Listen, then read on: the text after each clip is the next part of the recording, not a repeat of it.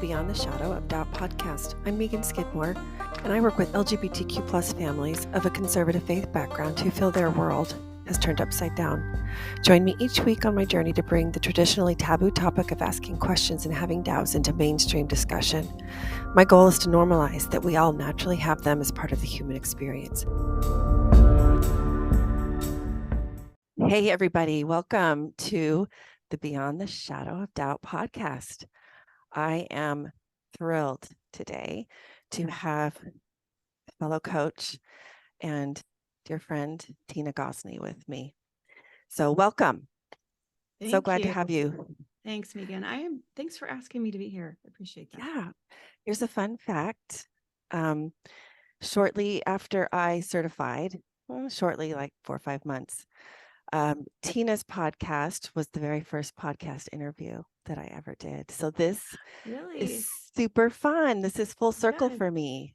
Yes. Good. You were the first one. I couldn't tell it was your first podcast interview. Oh, yeah. I was nervous. That means you did a good job if I couldn't tell. Well, thanks. And you can hear that on her podcast. And I'll leave a link to that in the show notes, actually. That would be kind of fun. Yeah, that was a good episode. Yeah, it was. So take a minute, please, and introduce yourself to our listeners. Tell us a little bit about you, your origin story, about your family, your likes, dislikes. Sure. Hobbies. Well, my husband and I have been married for this year will be 33 years. That number just sounds crazy. Like that, when you're younger, you just think I'm never going to be old enough to be married for that many years. Okay, that's where I am right now. So I feel like I've made it, and it's just a little bit crazy still to think about it. We have 4 kids. They're all adults. Our youngest is 21. Okay. And our oldest is 30. We have 3 girls and a boy. And I live in Idaho. And I would say I'm a member of the LDS Church.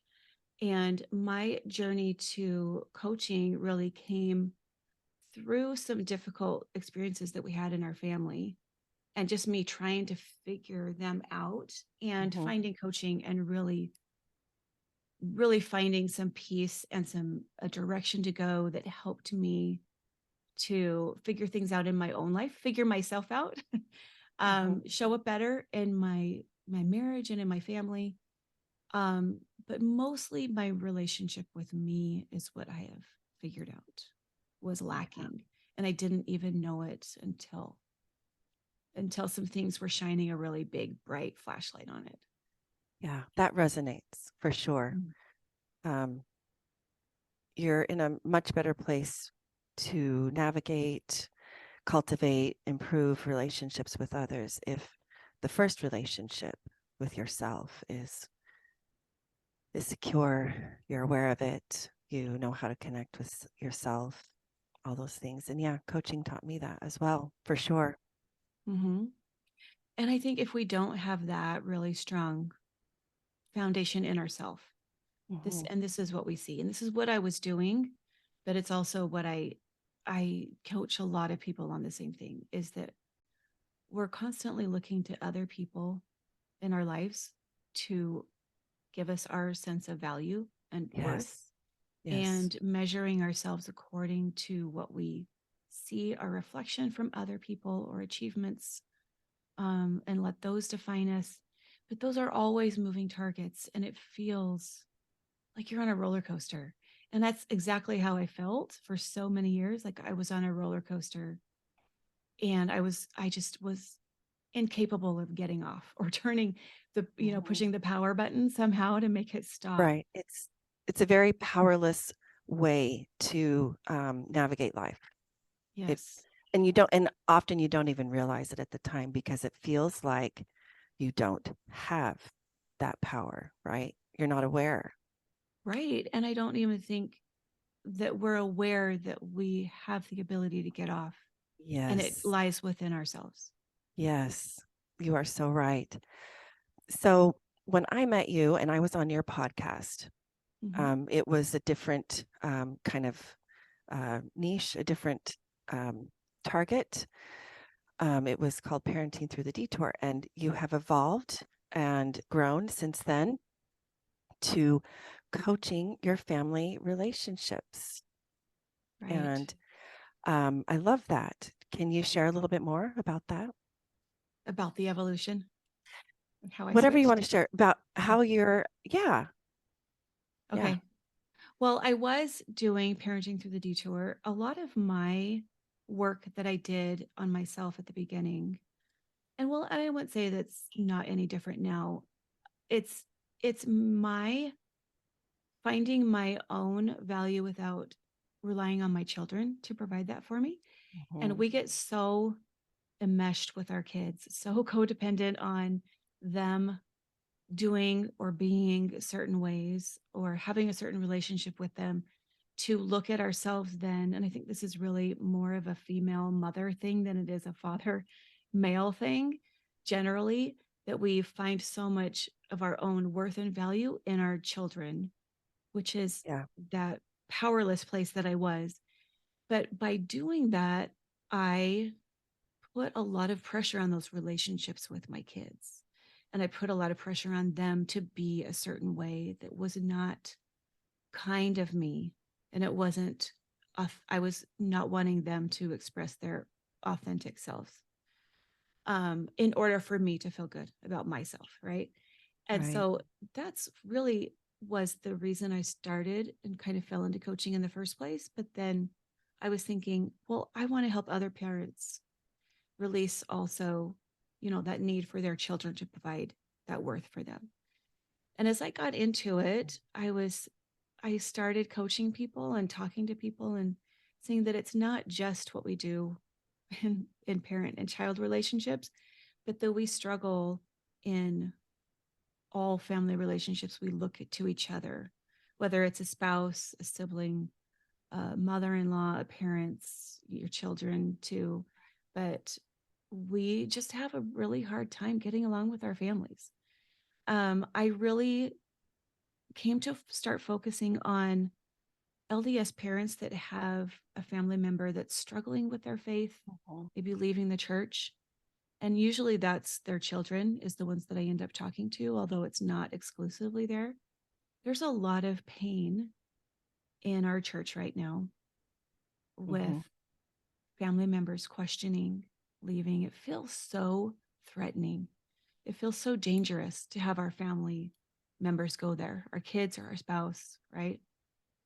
And in as in through that pain, we start acting in crazy ways because we get afraid and fear just kind of takes over and gets in the driver's seat and takes us to crazy places. And we do things that are not healthy for those relationships. Okay. Yeah. And I just want to help people who are struggling to find some peace as their family members are struggling with their faith and with the church. Yeah. That's awesome. So essentially your niche, your focus has evolved even a little bit more. Mm-hmm. Um, and we can get to that in a minute. I want to ask you, okay, this came up several times, this idea that we look externally for validation. Right. And part of that is the relationships with our children. And you've even broadened out, relationships with other family members, siblings, parents, whomever, Mm-hmm. right? Right.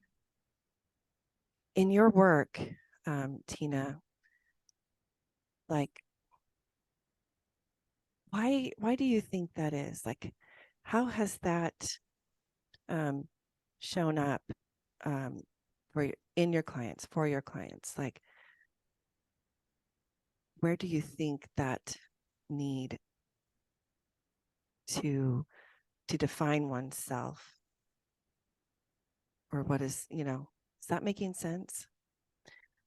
I think so. So let me give you an answer and you can tell me if I'm on the Okay, right track from definitely. what the idea that you had in your brain. I think that no one taught us how to do this. I think we're living out patterns of relationships that we have seen our parents deal with us and their parents with them. and their parents with them, and so forth. And I think we just pass down some really um Yeah. not not effective, but also not healthy ways of dealing with other people. We teach our children, because we were taught that other people have the ability to control your emotions. And our emotions are how we connect with other people and form relationships. We form them, we connect and build through emotions. And so if those emotions don't feel good, and there's even the best of relationships at some time or another are going to have emotions that don't feel good. And we're going to be wondering, what does this mean about me? We filter all things that come into Mhm. our lives, right? Through this lens of, okay, what does this mean about me? And how am I safe? Am I okay? Does this person care about me? Do I matter to them? We filter the circumstances in our lives through that filter without realizing that we can give ourselves that worth, and we can see that maybe the way that they're reacting or the way that they're acting has more to do with what's going on within them than it does with us. So when we can take a step back and just see that I know who I am, and I'm really strong and firm in the foundation of who I am and my own worth. I'm not going to look to Yeah. someone else to provide that for me. And that includes my husband or my children. Um, and I can also see myself as a worthy child of God, daughter of God. But I also, when something is happening in my family that used to get me pretty upset or just wondering what's happening here, some type of situation that's happening that might be hard, I can also see that person from an outsider's point of view. I don't know if that makes sense, but it lets me see this also, this wonderful, awesome child of God is struggling. And that's why they're acting this way. It doesn't necessarily mean something about me, Hmm. but how can I love them through their hard time right now? That's, you said so many important things here. I could focus on multiple, but here, part of my goal in creating this podcast, it started with my spiritual journey and trying to normalize that questions and doubts are just part of this human experience. There's no shame in it. Mm-hmm. It doesn't have to be a problem, right? And I Mm-hmm. think a lot of times the reason why it is a problem is because of what's been passed down. And you mentioned how um, a lot of the way we navigate our currently navigate our family relationships has to do with these patterns that have been passed down, right? That Right. our parents taught us, that their parents taught them. And so it's a curious thought to me. I wonder if this fear of, questioning or admitting to having concerns about the way to parent, if it veers from what has been established as, quote, the best way, or Mm-hmm. this is prescribed way, this is how we've always done it way. Does that make sense? So I wonder if that has something to do with it. We are perhaps we're not even aware that we have this inhibition towards acknowledging questions, acknowledging that there are doubts coming up for us, and we don't want to be seen as the one that's going rogue. I that's I like that.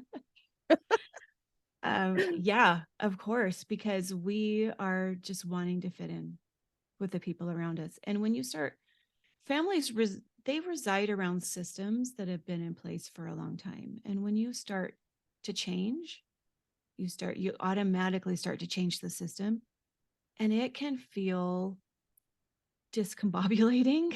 It can feel just ungrounded to the other people in the family, because now all of a sudden My mom's showing up differently. My sister's showing up differently. I don't know how to be in this relationship anymore because we used to have this dynamic and she's changed it. So I don't know where I stand with her and what to do right now. So it can be disconcerting when you start to change the system.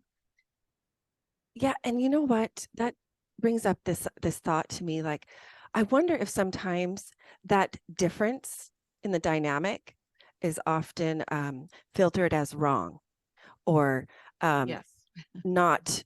Um, that's the best word I can think of to describe it, as not okay, as almost like a moral value is assigned to it I think versus the it's just different. right. I think the more black and white our thinking is, the more we lean towards what you just said. But also, the more black and white our thinking is, that we have to have things, they have to be clearly cut right or wrong. That's a pretty rigid life. And that was why I was very, very black and white while I raised my kids, which was why I struggled so much when I saw them beginning to question and struggle in their faith and wonder whether they were going to stay in the church. I found a lot of pain trying to get out of that black and white thinking.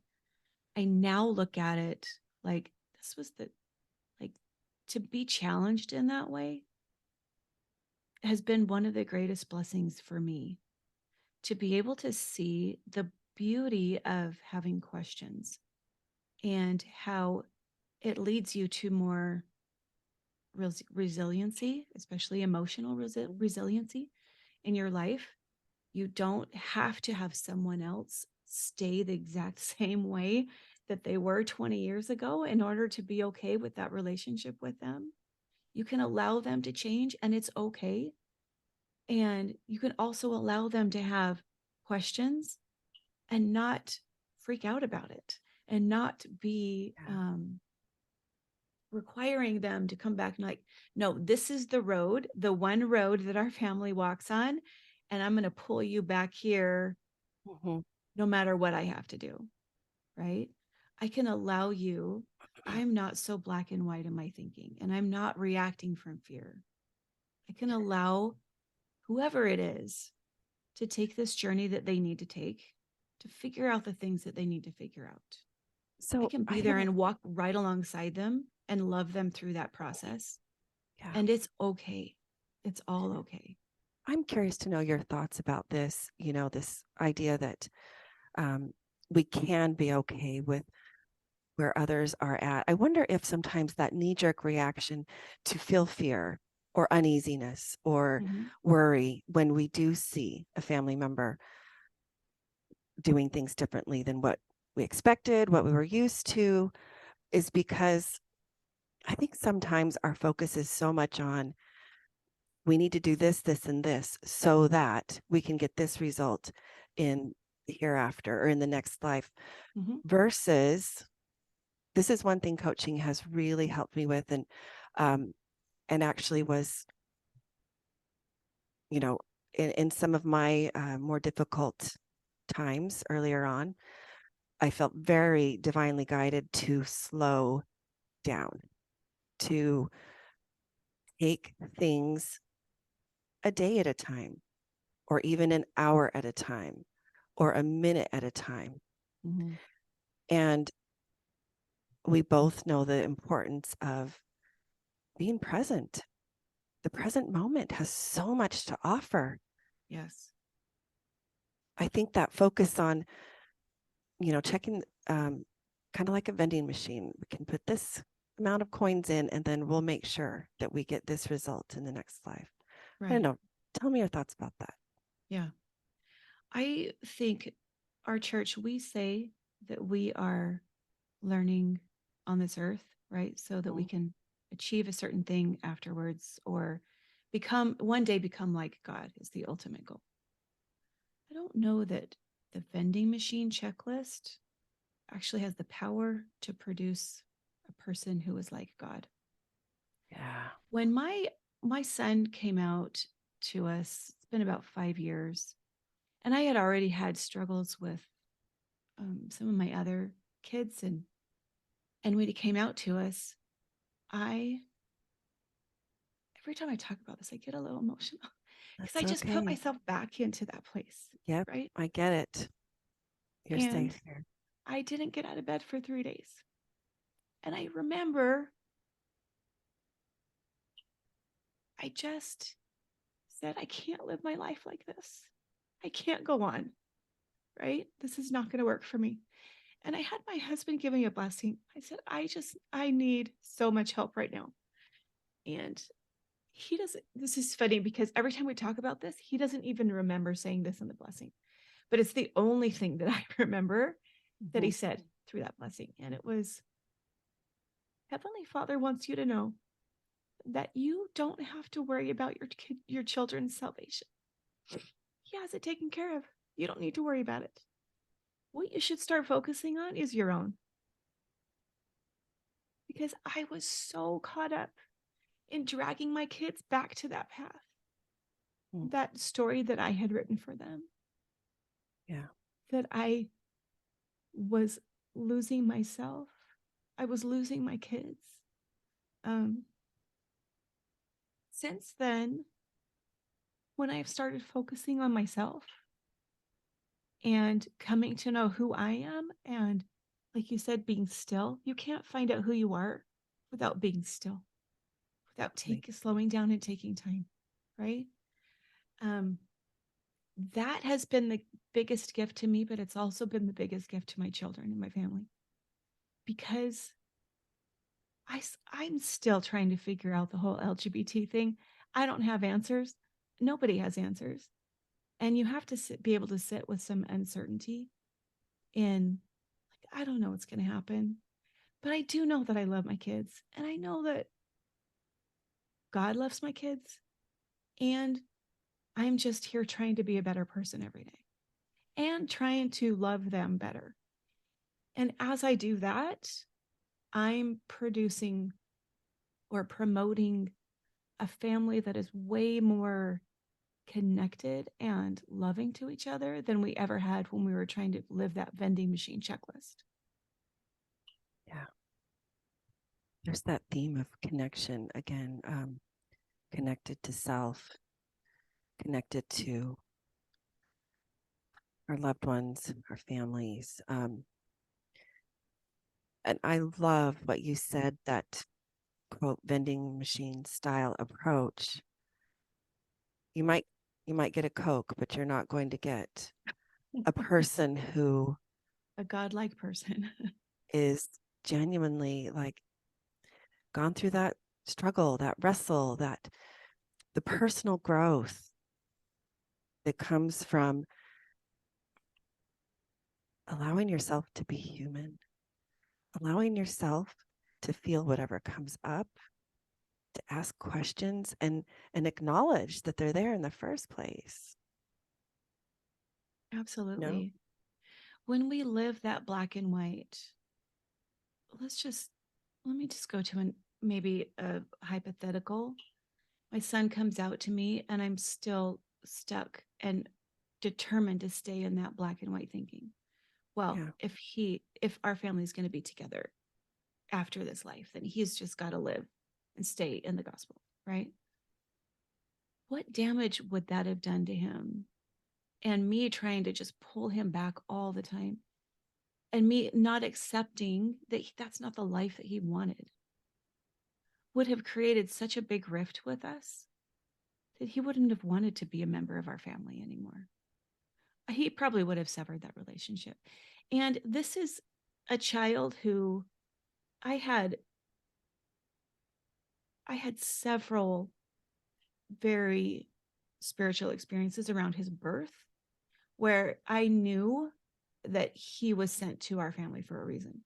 And if I had stuck in that black and white thinking, Mhm. I would have severed that relationship, which I know was divinely appointed and divinely decided, right? Mhm.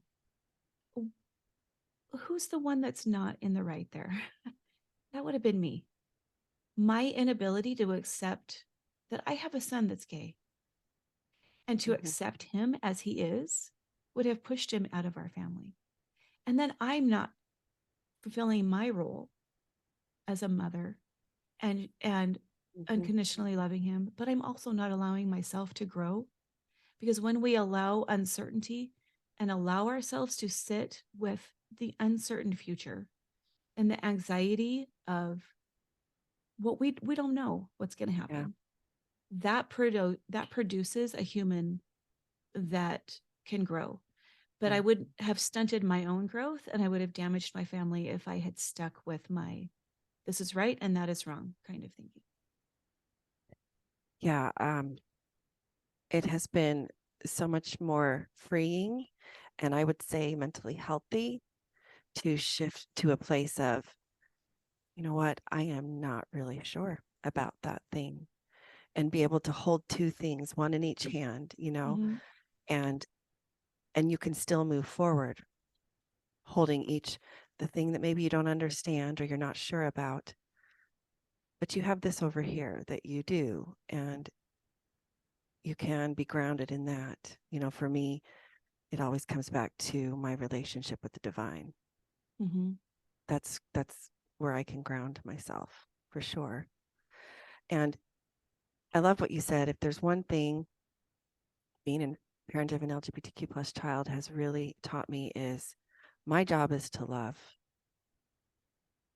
period.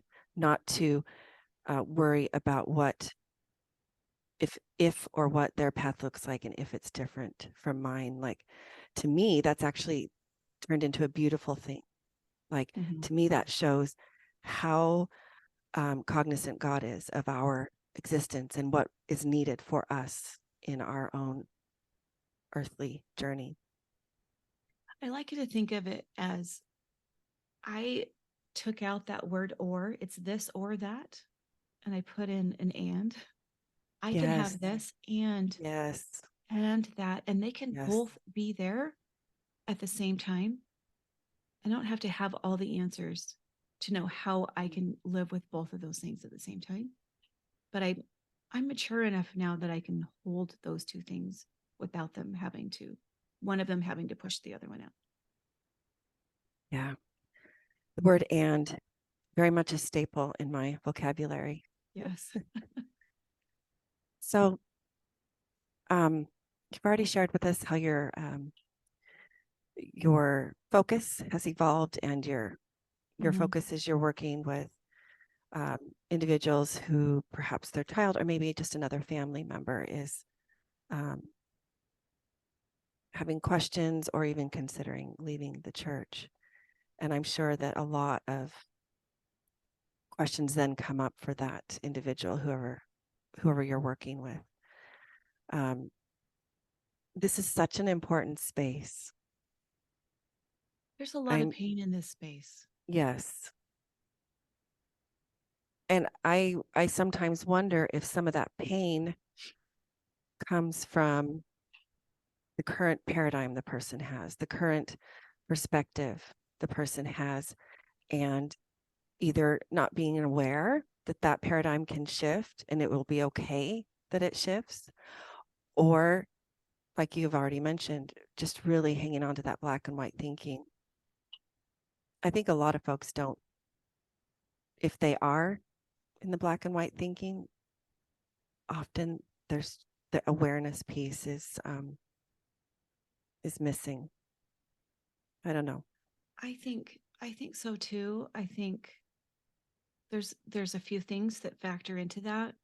And first of all, our ego just plays such a huge Mm-hmm. portion of what you just said in the and I say ego in the sense of like we just have these stories that we think this is the way my life is supposed to go, and we hold tight to that story and Yeah. don't want to let go of it when it's not coming to fruition, Mm-hmm.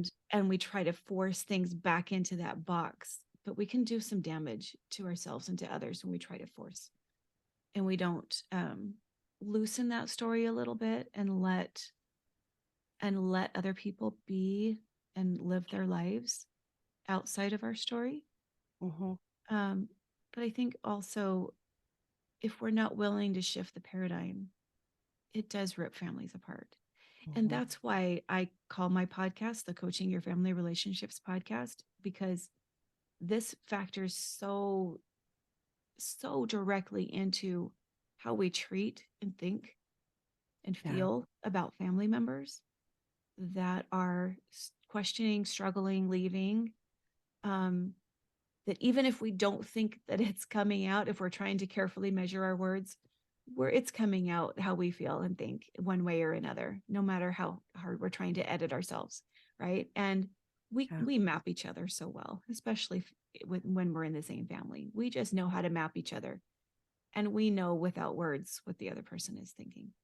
So I just really feel very strongly about, let's try to keep our families together. How Yeah. do we navigate this space and navigate our own thoughts, feelings, and actions around this person that we see is struggling? How do we switch from judgment, fear, control into a place where this person might feel heard and understood and loved, and feels like this this person here is walking alongside me in my journey? And I think as a Christian, as a person who says that they follow Jesus Christ, that's exactly what he did. If we're not reflecting him in our own actions with those people who are struggling to find him in their lives, Yeah. how in the world are they supposed to find him Right. again? Right? If I, they're not finding it through us who say that we I follow him, where are they exactly. going to find it? I think that's why your work is just so, so important, right? That's exactly it. If they aren't going to feel of God's love through you, where will they learn of it, or how? Um, your work is so, so important, and I truly believe that it contributes to creating a much more diversified um, community, Zion, if you want to call it that.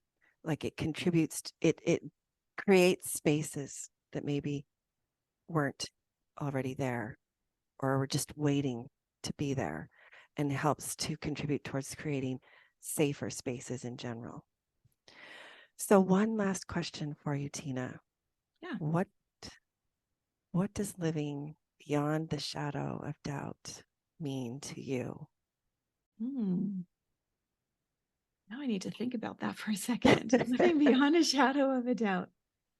While you're Um, thinking, here's one other fun okay. fact while you're thinking. You were the first person that I shared my podcast name to, other than my husband, Oh, really? I didn't know that. at the conference. You're the That's a last one. privilege. Thank you. Okay.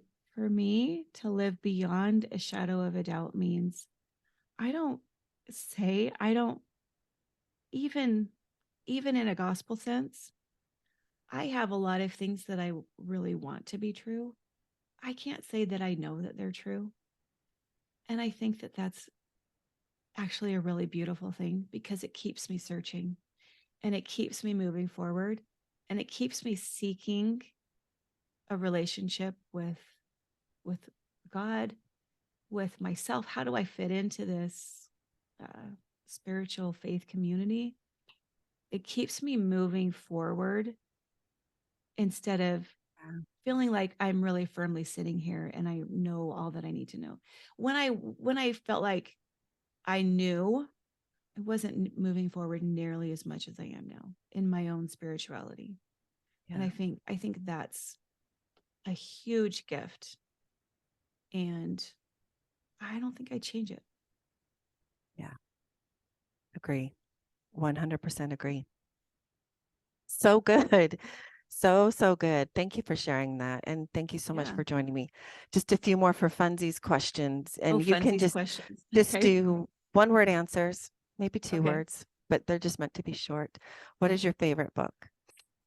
Mm. I, to my kids' dismay, I don't read nonfiction. I don't I, really. well, I'm going to put scriptures aside and tell you my favorite book that's not scriptures. I love, oh man, it's hard. You said this was going to be easy. This is not easy. It's usually my favorite book at the moment is what it is. Okay, then go with that. Yeah, My favorite book right now is Atlas of the Heart by Brene Brown. that's a good one.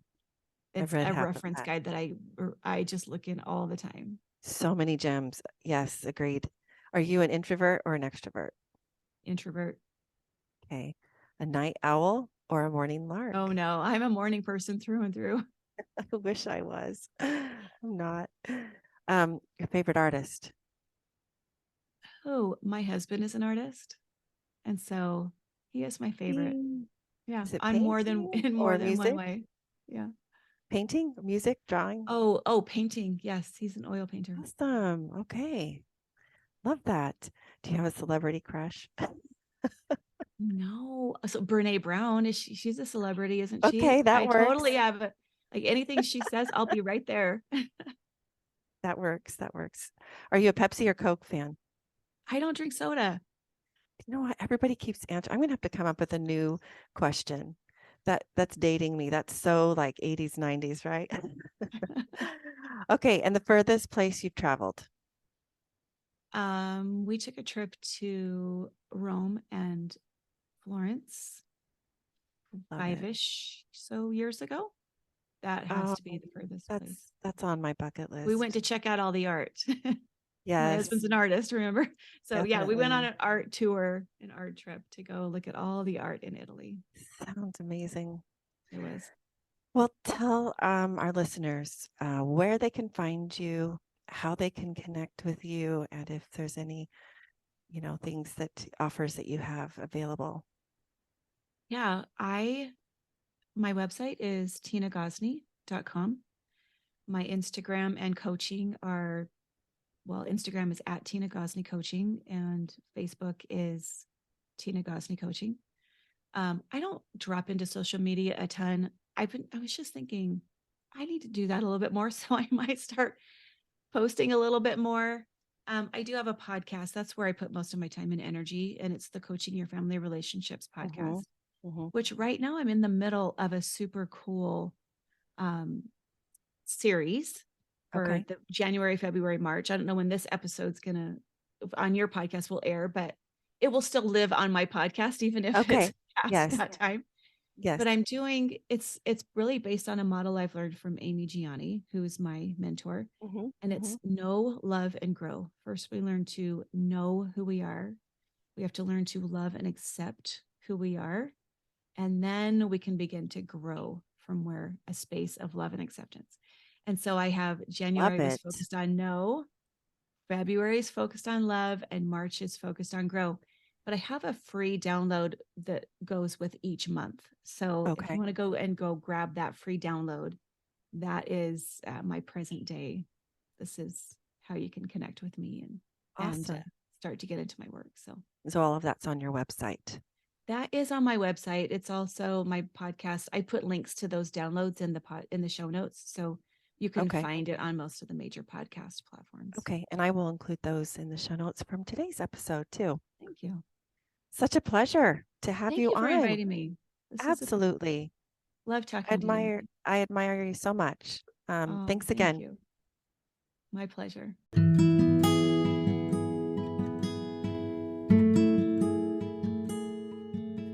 Thanks so much for joining me today. I'd love if you connect with me at https://meganskidmorecoaching.com. That's MEAGAN, skidmorecoaching.com. Click the Work With Me button at the top to get my free Pronouns 101 guide. You can also subscribe to get my free 20-plus page LGBTQ+ resource guide for families. Just want to remind y'all, I am a proud member of the Dialogue Podcast Network, found at dialoguejournal.com/podcast network. The Dialogue Podcast Network is part of the Dialogue Journal, founded by Eugene England, who was a Mormon writer, teacher, and scholar. He once said, "My faith encourages my curiosity and awe. It thrusts me out into relationship with all creation and encourages me to enter into dialogue." My hope is that this podcast is an extension of his vision. Until next time.